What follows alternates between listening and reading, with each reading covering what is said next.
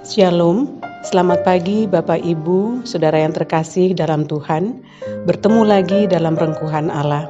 Mari kita siapkan hati kita sebelum kita memulai rengkuhan Allah pagi ini.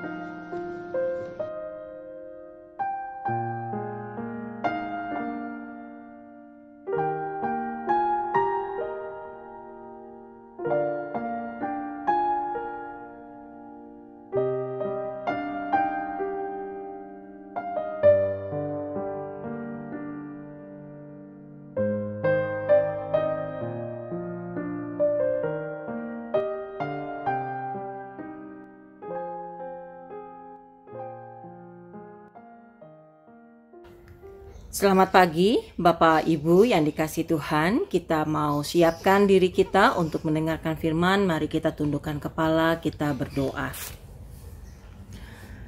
Ya Tuhan Allah Bapa kami, pada saat ini kami datang ke hadapan-Mu. Ketika sebentar kami akan bersama-sama belajar dari firman Tuhan. Tuhan yang boleh menolong kami supaya firman yang kami dengar dapat kami mengerti dan dapat kami lakukan dalam hidup kami. Terima kasih ya Tuhan, dalam nama Kristus kami berdoa dan memohon. Amin. Pembacaan Alkitab kita pada pagi hari ini terambil dari surat Roma, pasalnya yang ke-12, ayatnya yang kedua. Bapak Ibu, hanya satu ayat kita akan baca. Dari surat Roma pasal 12 ayatnya yang kedua, bunyinya begini. Janganlah kamu menjadi serupa dengan dunia ini, tetapi berubahlah oleh pembaharuan budimu, sehingga kamu dapat membedakan manakah kehendak Allah, apa yang baik, yang berkenan kepada Allah, dan yang sempurna. Sekali lagi ya, saya bacakan. Janganlah kamu menjadi serupa dengan dunia ini, tetapi berubahlah oleh pembaharuan budimu, sehingga kamu dapat membedakan manakah kehendak Allah, apa yang baik, yang berkenan kepada Allah, dan yang sempurna. Sampai sedemikian pembacaan firman Tuhan. Yang berbahagia ialah kita yang mendengar dan yang memeliharanya dalam hidup kita. Haleluya. Bapak Ibu, ada sebuah bank yang pernah menerima banyak sekali keluhan nasabah mengenai kurang ramahnya para petugas garda depan. Maka manajemen kemudian langsung mengirimkan para petugas tersebut ke pelatihan yang disebutnya adalah Service with Smile. Setelah mengikuti pelatihan, para petugas ini tentunya berusaha untuk melayani pelanggan dengan senyuman sebagaimana yang mereka sudah terima di dalam pelatihan.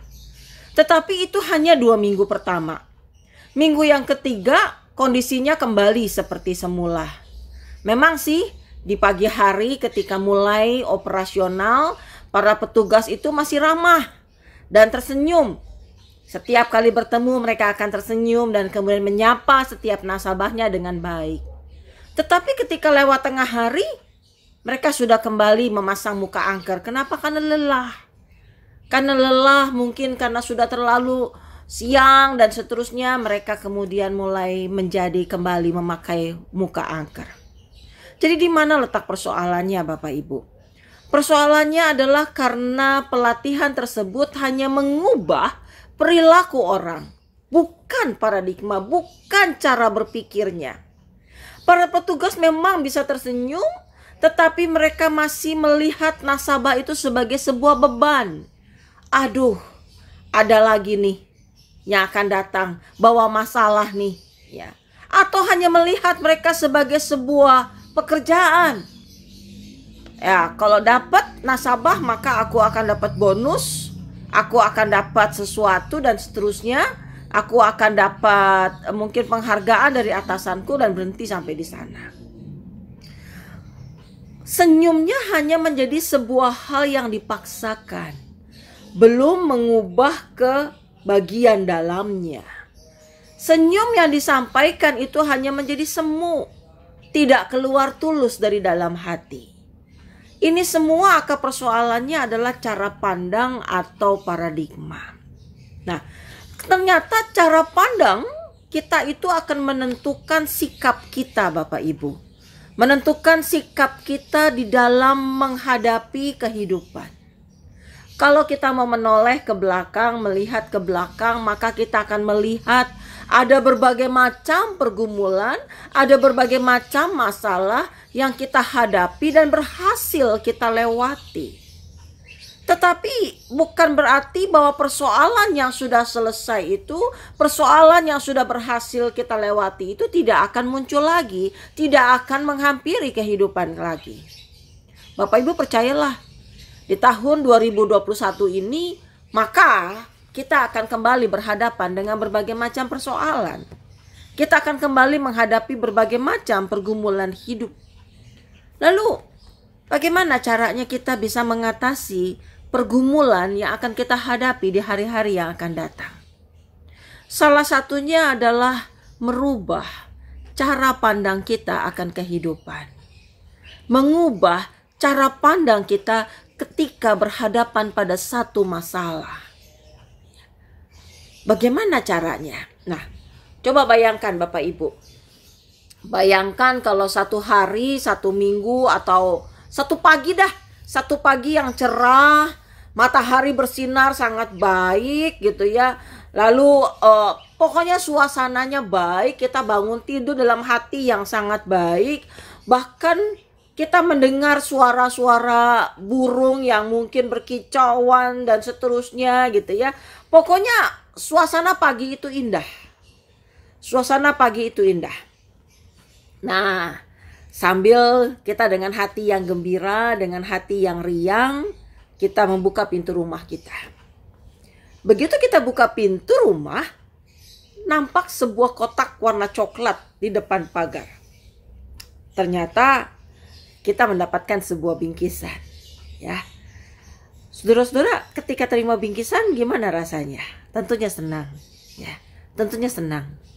Bahkan ketika kita angkat, maka ada pengirimnya. Siapa pengirimnya? Tetangga di sebelah rumah, ya. Tetangga kita yang sebelah rumah. Maka saudara-saudara, ketika kita terima bingkisan itu dari tetangga kita, maka tentunya hati kita merasakan kegembiraan. Anda akan buka kotak itu. Dan ketika kita membuka kotak itu, ternyata isinya mengejutkan kita. Apa itu? Ternyata isinya adalah setumpuk kotoran sapi.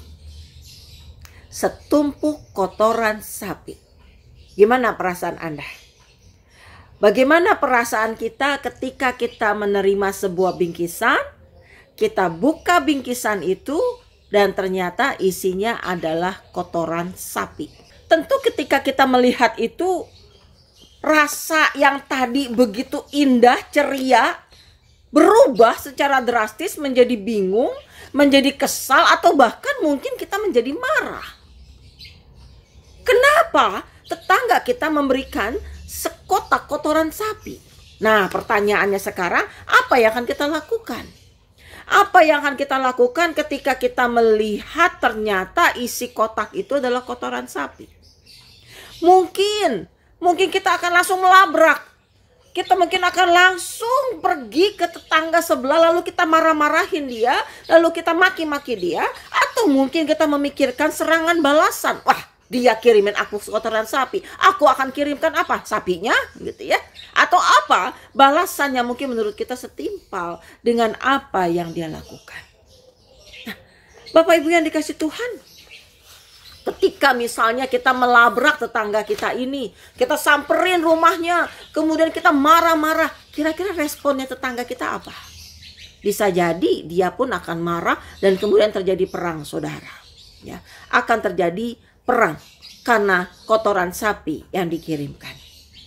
Tetapi bagaimana kalau ada sikap yang lain? Ada sebuah cara berpikir, cara pandang yang lain.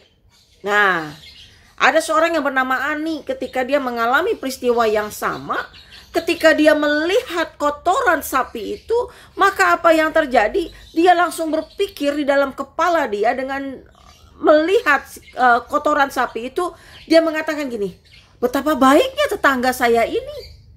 Kok dia tahu ya, kalau aku sedang membersihkan pekarangan dan sedang menanam, dan aku membutuhkan kotoran untuk menjadi pupuk tanamanku. Dia ternyata sangat peka. Dia tahu apa yang aku butuhkan, yaitu pupuk buat tanamanku.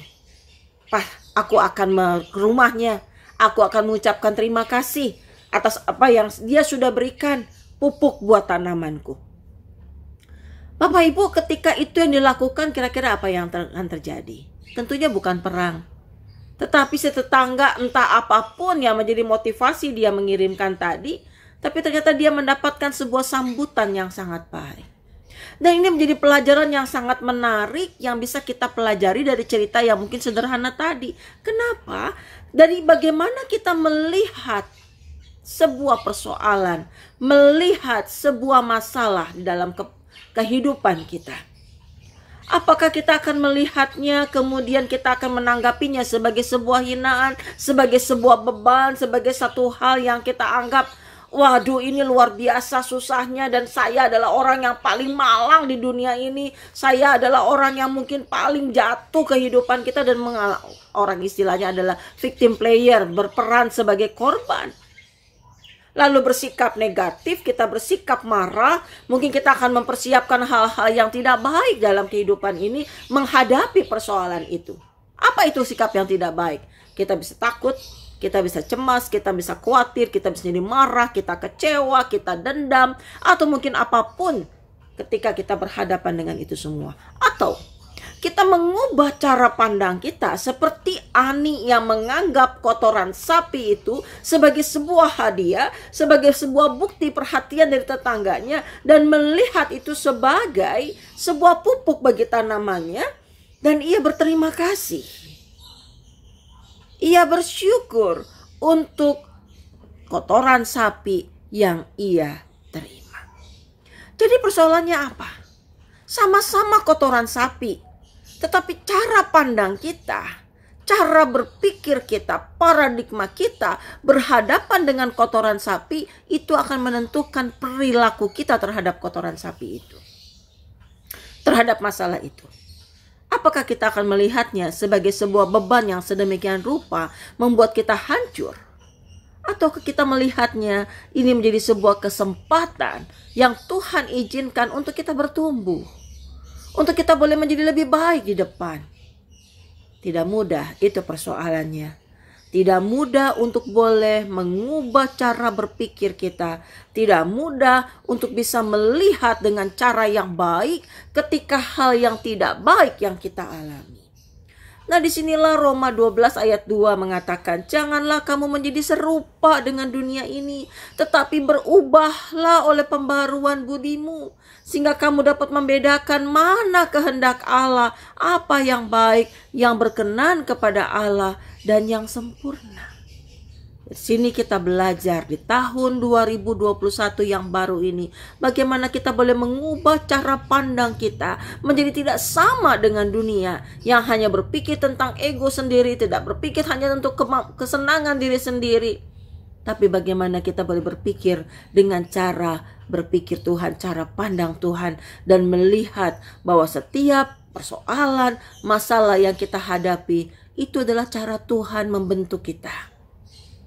Cara Tuhan boleh membuat kita menjadi lebih baik di dalam kehidupan ini. Sehingga kita bukan lagi menjadi victim player. Kita menjadi orang yang menentukan. Orang yang boleh berserah kepada Tuhan. Tetapi juga boleh mengambil sebuah langkah bahwa kehidupan kita akan lebih baik di depan. Ketika kita boleh jalan bersama dengan Tuhan dan melihat segala persoalan dengan cara pandang Tuhan. Tuhan menolong kita semua. Amin.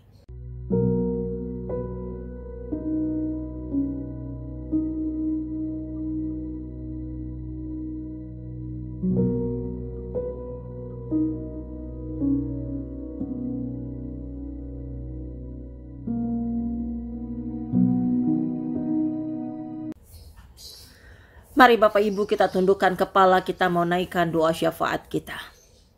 Ya Bapa, kami datang ke hadapan-Mu. Kami bersyukur kalau kami boleh memasuki minggu yang pertama, berjalan minggu yang kedua di tahun 2021 ini. Masih ada begitu banyak minggu-minggu yang lain di depan kami Tuhan. Dan kami tidak tahu apa yang akan terjadi di hadapan kami. hari-hari seperti apa yang akan kami hadapi. Mungkin kami akan menemukan banyak sekali kegembiraan dan sukacita. Tapi mungkin juga kami akan menemukan banyak masalah dan persoalan di depan kami. Tetapi Bapa, biarlah Engkau yang boleh terus menolong kami, sehingga kami boleh mengubah cara pandang kami, sehingga setiap persoalan yang kami hadapi bukanlah sebuah beban, bukanlah satu hal yang membuat kami hancur dan membuat kami menjadi marah. Tapi biarlah setiap persoalan, masalah yang Tuhan izinkan hadir di dalam kehidupan kami menjadi satu alat agar kami boleh terus bertumbuh di dalam Tuhan, untuk membuat kami semakin lagi mengenal Tuhan, untuk membuat kami semakin lagi percaya akan kasih setia Tuhan. Bapa, tolong kami, bimbing kami. Dan kalau pada pagi hari ini Tuhan, kami ingin berdoa bagi setiap teman-teman kami yang kami boleh sebutkan namanya dalam hati kami masing-masing, yang saat ini sedang mengalami kesakitan, mengalami kelemahan tubuh. Tuhan, Engkau yang boleh menjamah mereka. Engkau rawat mereka, Engkau tilik mereka. Dan biarlah setiap saudara-saudara kami yang sakit ini semakin hari boleh semakin dikuatkan. Mereka boleh semakin dipulihkan.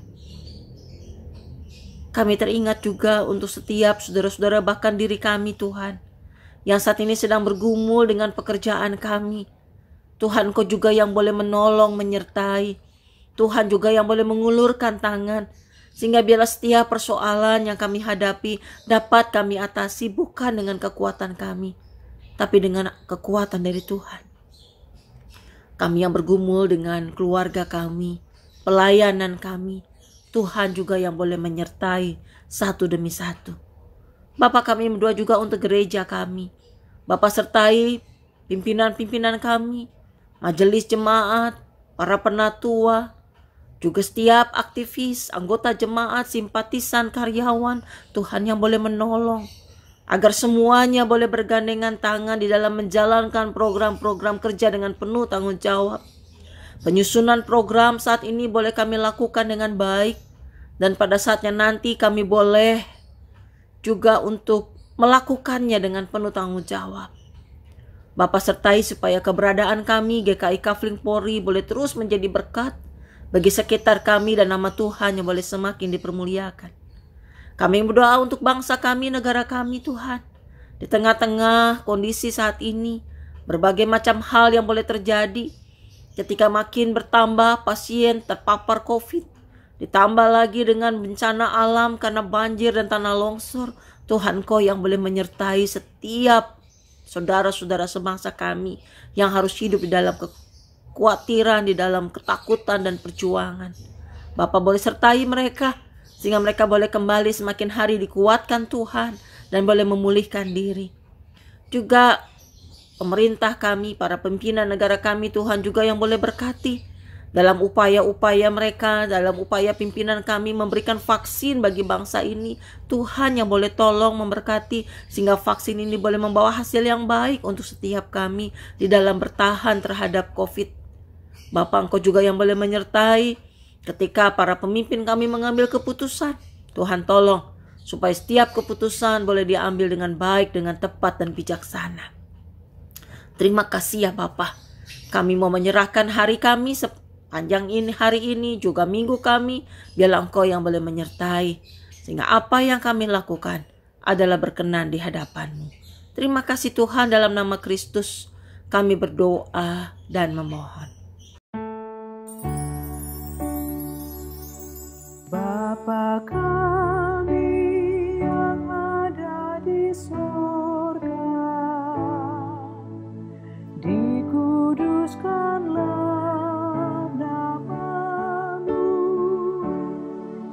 datanglah kerajaan-Mu, jadilah kehendak-Mu di bumi seperti di surga.